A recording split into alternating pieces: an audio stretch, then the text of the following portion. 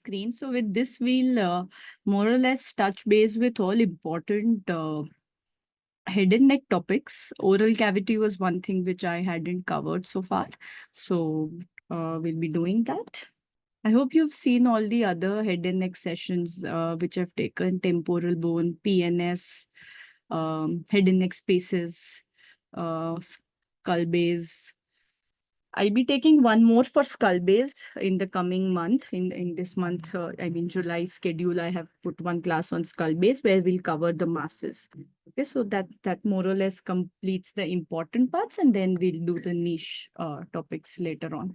Okay, all right, all set. Can we start? All right. So in oral cavity, it is particularly very important for where we stay, our geography, that is India, because you will not find a lot of international papers, and whatever you will find in literature is going to be written mostly by Indians, because oral cavity cancer is something which is very rare in other parts of the world, and you'll see it's in the top 20, 25th position, like that.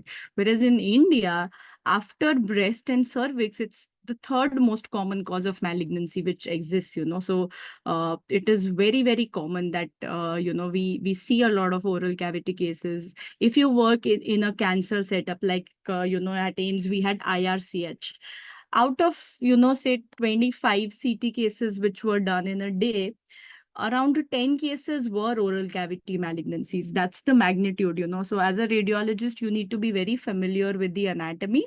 And again, like most things in head and neck, here they don't need our help in diagnosis that it's a squamous cell cancer. It's assumed to be a squamous cell cancer. Your whole entire approach has to be in learning the anatomy, okay? So you need to know the anatomy, because our main job is to tell them the extent, because the mucosal extent they can see better than us. It's the surrounding structures that you need to be very familiar with, okay? So that's what you want to focus upon. Right. One of you is asking for Gursimran sir to teach shoulder and knee. Sure, I'll ask him to take up MSK, exclusively in the beginning and cover all of the joints, because I think the juniors are also understanding well. So we'll do that. And how did you guys like Dr. Deepak's class? Did you all attend? Deepak Justin, he's another junior of mine from AIMS, has a lot of interest in teaching. So you can check it out and let me know. Also, Dr. Ekta Mishra.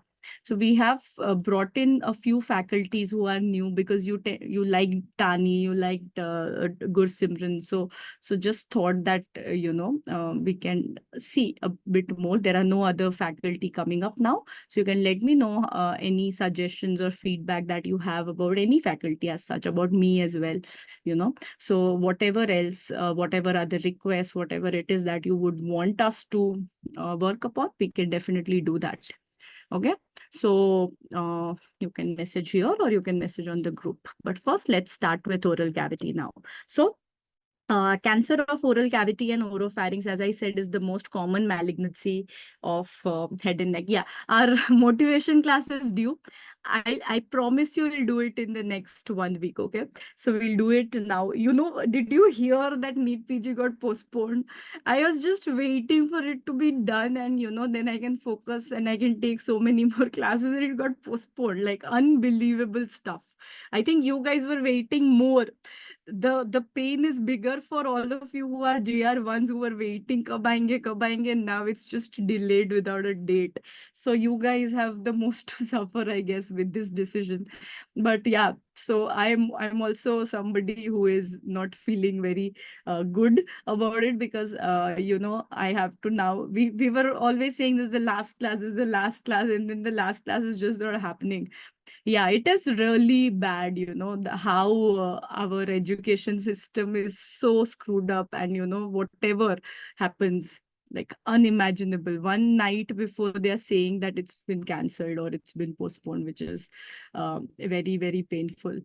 But yeah, anyways, so yeah, here we go. So I will take a class on just a general discussion on how do we cope up with residency and life in general.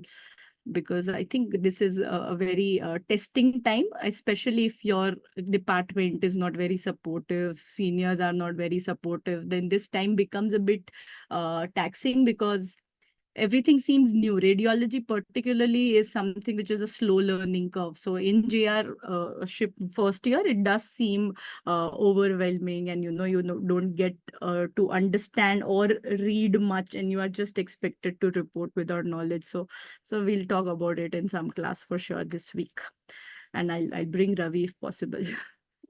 Most of the cancers are squamous cell cancer for the head and neck. Most common, why it is so predisposed in our geography is essentially this is the one thing which is unique, which is betel nut chewing. The pan that we eat is a very strong carcinogen, and that accounts for the very high prevalence here. In addition, definitely alcohol and tobacco remain the leading risk factors. There are many, many subsites within the oral cavity. So we have lip cancer, which is the most common primary subsite. Then we have floor of mouth, tongue. So tongue, so it's lip followed by tongue, followed by floor of mouth in terms of prevalence. You have buccal mucosa, gingiva, hard palate, retromolar, trigone. So these are the subsites, and we'll be talking about each one of these. How do you identify? How do you delineate everything? Before that, this is something all of you must know, that CCT is our workhorse for almost all of the malignancies, especially buccal mucosa, gingivobuccal sulcus, lip, retromolar trigone, and alveolus. What we do in every case, and I think all of you must have acquired this scan sometime in your life, is a puffed cheek. So you ask the patient to fill air, right? So it's a puffed cheek appearance that you will take because you want the gingivobuccal sulcus to be distended, right? So you want it to be delineated, and that gives the air, basically gives a very good contrast. So we'll see the images and you'll understand, but this is something which is a must do. There are a few other maneuvers like, protruding the tongue, open mouth, that we do for certain unique cases. For example, if you have a hard palate mass, then sometimes we'll ask the patient to open the mouth. Whenever patient opens the mouth, what will happen? Air will come between your hard palate, and you can try it out. Air will come against the hard palate, and that gives good contrast resolution. So I can write it here. Another maneuver that can be done is an open mouth maneuver whenever you are suspecting a hard palate cancer. And all of these you need to know upfront, because you can't acquire a CT and then be like, oh, now do an open mouth and acquire it again. You don't want to do that, right? So if you have a requisition for hard palate, you can examine yourself and you can actually go ahead and take an open mouth, right? And if it's not hard palate, puff cheek is something you'll always do. If it's very ventral tongue, right? If very, very ventral tongue cancer is there, in that case, we would want the patient to protrude the tongue, because otherwise you don't really see the mass, right? So those are two other maneuvers that we can do. As far as MRI is concerned, MRI is the best for tongue, because tongue is all about muscles, intrinsic and extrinsic muscles, and you don't see that differentiation very well on CT. So MRI is the investigation of choice for any suspected tongue malignancy, and also for floor of mouth. Okay, so for these two indications, MRI serves better. MRI obviously is always better for intracranial, perineural, and bone marrow involvement, whereas periosteal reaction, erosions is what is something which is going to be CCT is always better. And that's the general rule of head and neck that we always follow. RMT is retromolar trigone. Okay, we'll talk about it. As the name suggests, there is this triangular space behind the molar. Okay, so that's something which is a very, very important space we must always know about, right? So this is what we need to do. In addition, sometimes even in MRI, for example, if you're doing an MRI for buccal mucosa or GBS, GBS is gingivobuccal sulcus, and I'll show you that. We can also do a water distension, another maneuver which can be done. In MRI, you can always do trial and error, right? So you see where the malignancy is, and sometimes you will ask patient to swallow a gulp of water and keep it in the mouth. So water gives a good contrast, distension against the lesion. So that's one more maneuver that you can keep in mind. So these are just suggestions that you can use in practice while you're acquiring scans to get better images. Okay, so this is as far as the acquisition is concerned. Now the real thing is the anatomy, where a lot of you will face trouble. And once you understand this, then there is nothing much left, you know. So the essential part of this talk is going to be in the first 15-20 minutes when I talk about the anatomy, right? So first of all, what is oral cavity and what is oropharynx? So we divide the boundary here is going to be the level of the circumvallate papilla. So this is the circumvallate papilla. Basically, the anterior two-thirds of the tongue is included in oral cavity, and the posterior one-third of the tongue is what we include in oropharynx, right? So here we are talking about oral cavity. So oral cavity essentially exists as far as the anterior two-thirds of the tongue goes. Anything behind it is going to be included in oropharynx, including our tonsils, right? So that's what we need to understand. Everything here in blue is what we include, and retromolar trigone is the part of it. See this? This is our molar here, and behind the molar, can you see this space? So that's our retromolar trigone. Getting it? So this is our tongue. You can see the alveoli, maxillary and mandibular alveoli, which is the teeth. Then we have the buccal mucosa, which is going to be lining, and lateral to buccal mucosa is our buccinator muscle. So all of these are what we need to essentially see. Retromolar trigone, as you can see, has a lot of communications everywhere, right? So this is what serves as our gateway to a lot of passages, and we'll talk more about that. First question is answered. What is oral cavity? What is oropharynx? Now, within the oral cavity itself, we have oral cavity proper versus vestibule. So, see this here. Whenever we do a puffed cheek appearance, this is what it looks like. So what is being distended with air, right? So this is our buccal mucosa here. What is being distended with air? All of this lateral part is what is called the vestibule, whereas this between the maxilla and the mandible is what is oral cavity proper. So this is oral cavity proper, whereas this part which is distended with air is called as vestibule. So oral cavity done. Oral cavity के अंदर we have oral cavity proper and vestibule. Is this making sense? Right. So now let's understand further what is there within oral cavity. So here you can see the tongue, right? So this is an MRI image, T1 weighted image, where you can see these are the tongue muscles. So these are the tongue muscles. Here what you see are the genioglossus muscle, and in between is the lingual septum. So again, we are going to go baby steps. First in the midline, lingual septum.